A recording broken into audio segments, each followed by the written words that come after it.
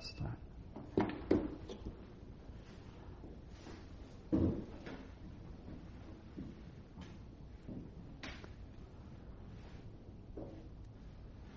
Okay, we are in Taf Mem, Sif Aleph. Taf Mem, Din Chemso Shel Eni Yehudi Shehufkad Eitzel Yisrael. V'odal Tzifim. Aleph, Eni Yehudi Shehufkad Chemso Eitzel Yisrael. A guy that deposited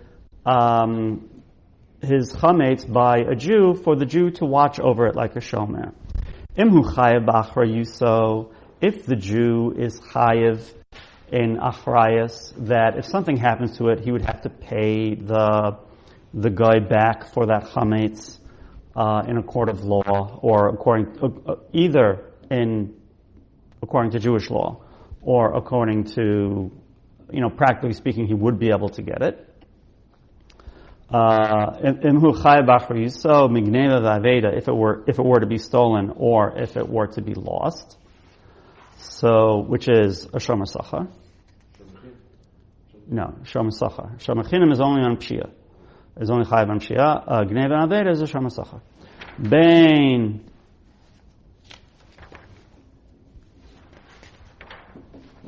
shehu beveso, bein shehu b'chol makom b'rishuso. Whether it's in the Jew's house or whether it's anywhere in the Jew's rishus, chayav levaro. So then, before Pesach, he does have a requirement to get rid of it. So we're going to explain this. That there's two psukim. One pasuk says lo yira'eh lecha, and one pasuk says lo yimatzeh, without the lecha. So we understand that both cases of whether it's completely yours or not completely yours are still chayav. If we say that we look at the quasi case. If it's completely not yours, so then obviously you don't have if it's not yours in any way, then of course you're patur for it. There's no bal yirah bal yimatzeh on it. But if it's yours in the sense that you're chayav to replace it als a shomer, then you are included in the bal yirah bal yimatzeh. Okay, so theoretically it's only in one of those, but okay. And we're going to say that's the psak, that if you're chayiv in the achrayus, then you are chayiv in all of the isurim of bal yirah bal yimatzeh. Does he have bios to sell it? No, you don't need bios to sell it. I'm saying there's a Jew. You don't need bios to sell it. You're chayiv even if you don't have bios to sell it. I'm saying, can he do mechiras chametz on the guy's chametz? That's what I mean. I don't know. I would, since you already talked about, let's finish the concept and we'll come back to mechiras chametz, because that plays a big role here. So chayav levaro hagaz l'rama is vafilu chazar v'hifkido biyad eno Yehudi. Now, even once you accepted some level of achrayus, if you were mafkid it in the hands of eno Yehudi acher, in the hands of a different guy, but you still have that achrayus, so that would be kind of related to Moshe, what you just asked. That if it's no longer even in your rishos, it's not in the Jew's rishos, you deposited it by a guy, but it's still shaykh to you because you have the chayav achrayus on it. You have to replace it if something happens to it. So you would still be chayav. Now you ask, can you sell it? Well, if you don't own it, how could you sell it? V'yesh armim shafilu eino alav ela shomer chinam. Right. So we've started out with the level of a shomer sachar that you're required to make it up. But even if you only have shomer chinam levels, which is only shechayav b'pshia, you're only chayav on a pshia. Gneva aveda you would be patur on chayav levaro. Even at that level of a shomer chinam, you would also have to get rid of it. Even if he's not chayav to replace it according to Torah law, you just know that the non-Jew is a mafioso, and he gets his way, because people are scared of him, because he's a violent person. He would force you to pay, and you would pay it.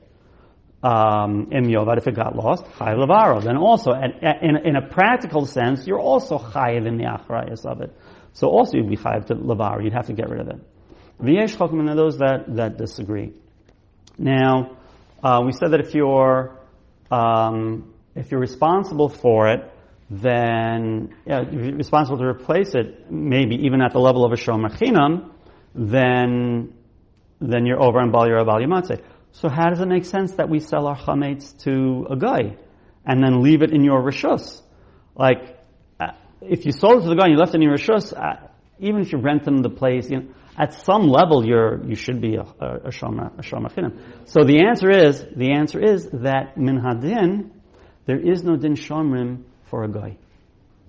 Min hadin, there's only the din shomrim. If you have somebody's things, if he's a Jew, then you're chayev an achrayas as a shomer chinam or as a shomer sacher, depending on whether you can pay for it or not. But for a guy, there's no din of shomrim.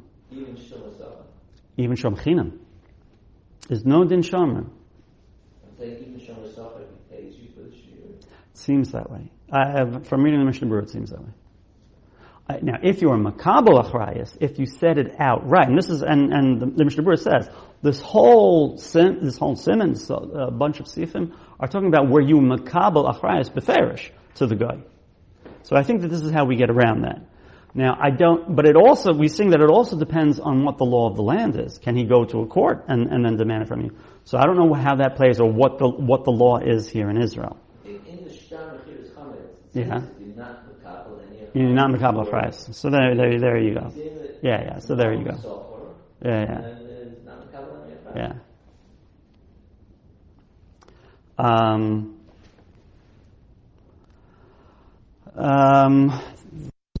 More. We'll just move on. If you are not chayev to replace it, if something were to happen to it, either gnever avedo, or we saw that there were even opinions on pshia, enu chayev levaro. If you don't have to replace it, then it's not shaykh to you at all. You're not over in bal yira bal yimatzeh. You don't have to get rid of it. I feel in mekabesh tachas yado. Even if we're talking about a guy that, let's say in Eretz Yisrael, and he is beholden to Jewish law, kugon shu ger toshav, he's a resident.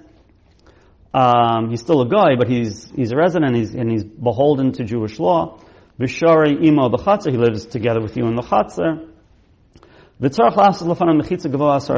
such a case where you don't have achrayas on the chametz, but it's still in your rishus. For example, it's in the shared chatzer. So then you're not going to be over on bal yimatzeh, but you have to make sure still that there's no chashash that you're going to come to eat it. So you have to put a mechitza in front of it. So even if we took care of the problem of you're not shaykh to owning it, you still have to cover it. There's still chashash. In general, one of the reasons why we do bedikas chametz and bir chametz is that if you can see it, if you have access to it, you might come to eat it. So you have to build a mechitza 10 tefachim high around it, so that to prevent you from coming to eat it. K'dei shelo yishach v'yochlenu. Haga ve'eni Yehudi shehiniya chametz b'veis Yisrael below rishuso. If a guy put his chametz in your rishus without your consent, kof alav kli, then you can cover it with just a kli. And the Mishnah Berurah points out that that's talking about on Yantif or on Pesach. Then you can just cover it with kli. If the guy did this and you don't want to get into a tussle with him, but you never accepted anything, it's not, so then you have to build a mechitza also, just so that you don't come to eat it. V'dafka b'yom tov, that's dafka when that happened on Yom Tov. Avlam hu kodem Yom Tov, so achlasas mechitza, you have to make a mechitza around it. Gimel, any Yehudi shnachlas lebeis. I'm sorry. Mechitza of a sheet is not enough. A mechitza of a sheet. Of a sheet. It has Okay. to be something very firm. Okay. Gimel, any Yehudi shnachlas lebeis Yisrael v'chemtza biyado. A guy that comes into your house on Pesach and is carrying his own chametz. You would think that would be the end of the world. Surprisingly, eino zakuk L'hotzio, you do not have to shoo him out with his chametz. Yisrael roa chametz shel ani Yehudi. What do you mean? It's bal yira. No, it's only bal yira on lo yira lacha chametz. So this is completely, guys. You have no shaychus. You have no chiyuv to replace it. So there's no bal yira bal yimatzeh. Yisrael roa chametz shel ani Yehudi ein bekach klum. Aval asal halo so imo ala shulchan. However, you cannot eat together with the guy. The guy is eating his chametz, and you're eating your matzah on the table in your house, or to tell the truth, on any table, even if it's not, even if the table, in a public eating area, like in the food court. The guy is eating his chametz, and you're sitting at the same table with your matzah. That's no good. Even if you have a mappa, even if you have a separate tablecloth or a separate napkin underneath your food, which is good enough for milchiks and fleishiks on the same table. You can have two people eating milchiks and fleishiks on the same table as long as one of them has a separate tablecloth or napkin or towel underneath it, to keep the heker. But by chametz that does not work because the heker is not enough. It's not enough that you're afraid that you might come to eat it. We're also afraid of the pirurim. Apparently that means, since chametz is aser b'mashu, even the tiniest crumb gets into your food on Pesach, that's aser. But by milchiks and fleishiks, we would say that that's batal. Apparently, we would say that. During the rest of the year. Also. Is what? Okay, Mom? Yeah. It seems. Again, I'm not opposed to it, but just from the reading that I came to now, that would seem that that's okay. Now, even though you can't be at the table, it's only when it's simultaneous. But if the guy comes and eats his chametz, all you have to do is wipe it down well, even on your table, in your house, and then you can eat your matzah. The only point is you have to make sure that the guy takes all of his chametz with him. He can't leave, sizable crumbs. Tiny perurim that are bottled right away, that can be bottled. Meikar did. Daled. Yisrael shehifkid chemso esi Yisrael chavera. What if a Jew deposited his chametz by another Jew? O eitzel ha'ena Yehudi. Right? This is the flip side of what we had before, where the guy was putting his chametz by the Jew. Now the Jew is putting his chametz either by another Jew or by a guy.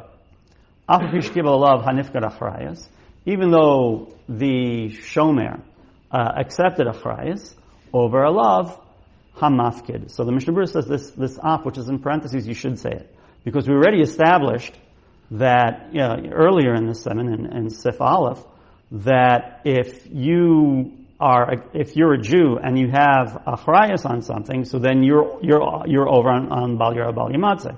So if you deposit your chametz by another Jew and he has achrayas on it, so he's for sure he's chayav on Bal Yira Bal Yimatzeh, like we saw in Sif Aleph.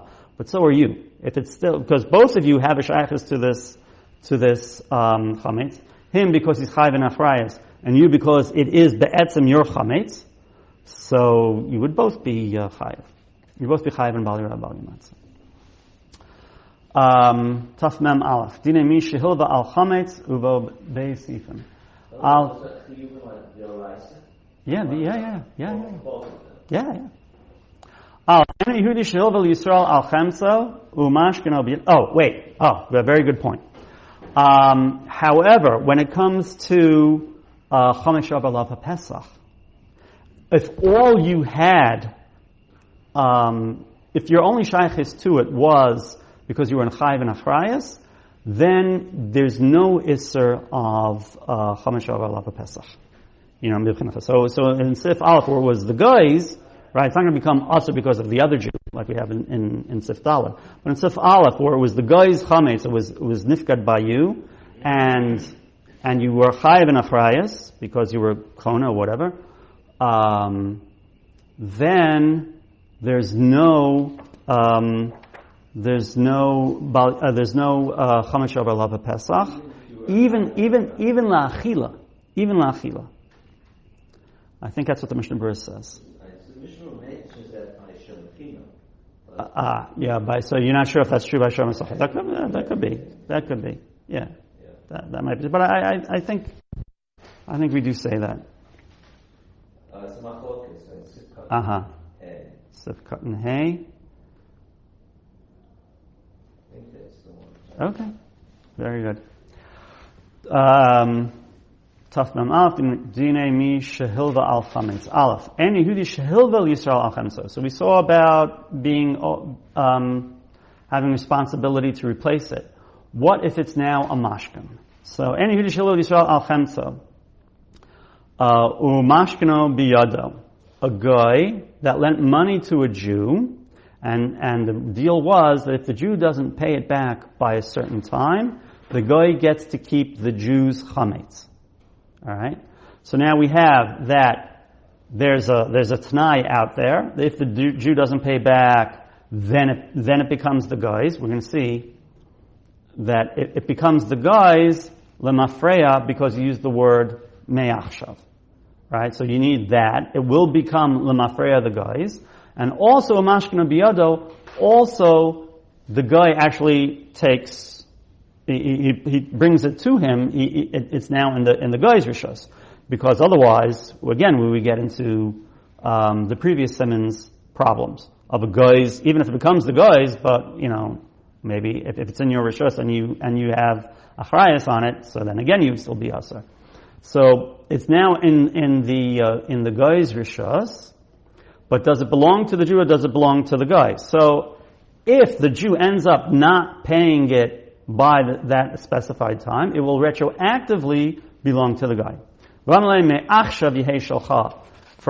now, retroactively, it should become yours, guy.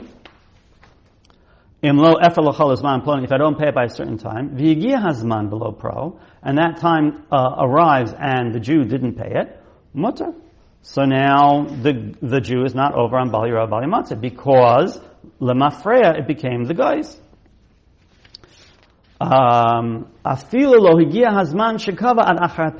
Even if that time that he has to pay only arrives after Pesach. That's a dangerous game to play. Because if you end up paying it, then you would have been over lemafreya. But if you don't end up paying it, then you're free and clear. So the Mishnah Berurah adds in that for sure, if you were to say to the guy, you know what, I'm not going to end up paying it.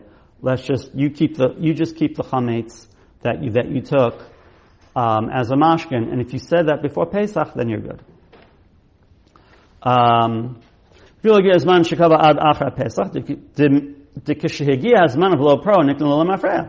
the time arrived, you didn't pay it back, it ended up being the guy's. And ended up being the chametz of any Yehudi, and you're also, it's not in your rishos, so you have no achrayas on it, so you're not over Bali Yira Bali Matzah. The problem with all of this is that it's within the Jew's koyach whether or not you can pay it back. That's why it's a dangerous game.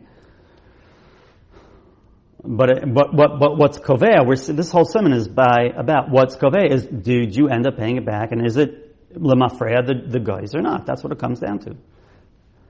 Okay, Beis Yisrael shehil b'leinu Yehudi al chamso. Now the reverse.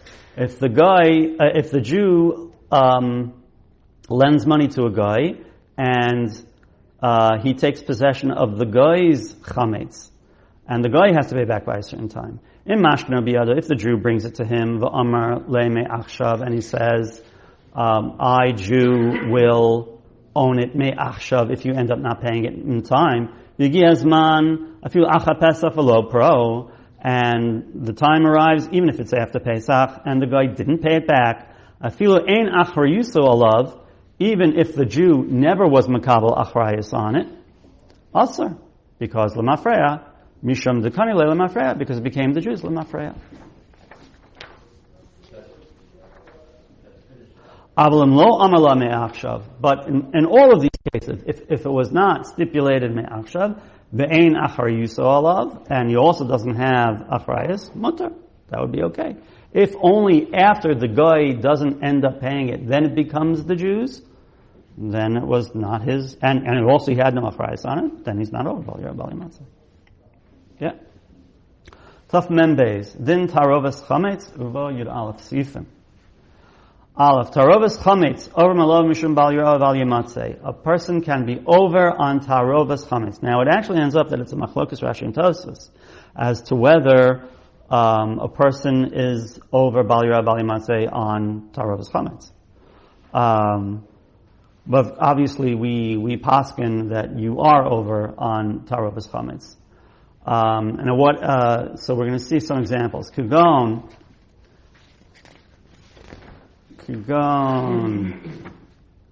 Hamuryas, the Kuta Hababli, B'Shechar Hamadi. So Muryas is fish oil mixed with, what does he say?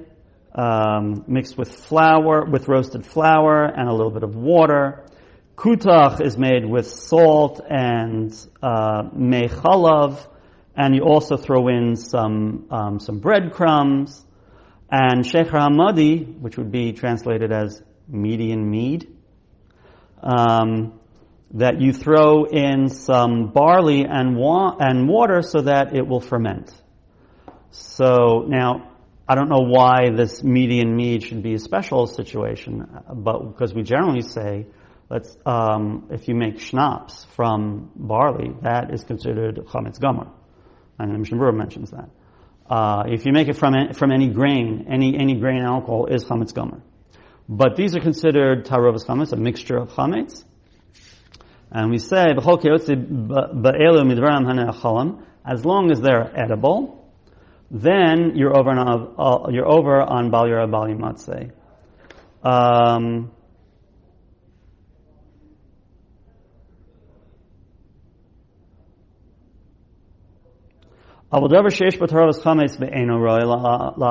But anything which is a tarovas chametz and is not edible, you may keep it in your house over Pesach. You're not over bal yirav bal yematzeh.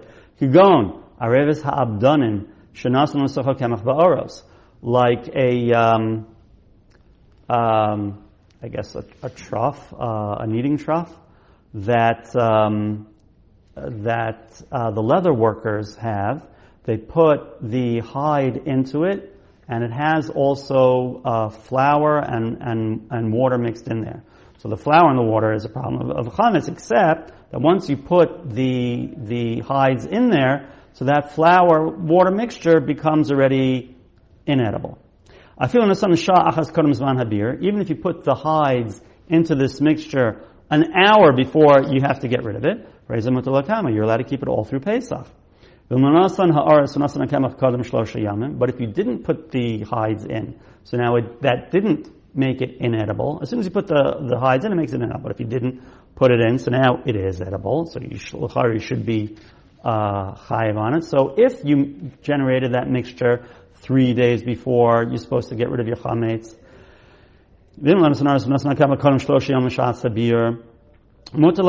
because the mixture, as they used to do for treating hides, after 3 days, sharinifsad v'hivish, it would become disgusting. You wouldn't be it becomes inedible just from sitting overnight, three nights, 3 days worth.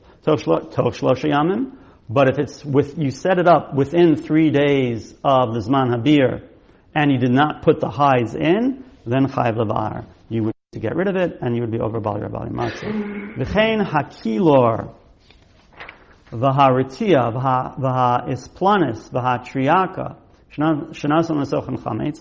All of these are forms of poultices or mixtures that you put like on a wound, on a bandage, and they have chametz mixed in. They're like literally flour and water. You can keep those through Pesach also. Because it's tzura of chametz, of edible chametz, is lost, and therefore you don't have to be choshesh for it. We'll stop here.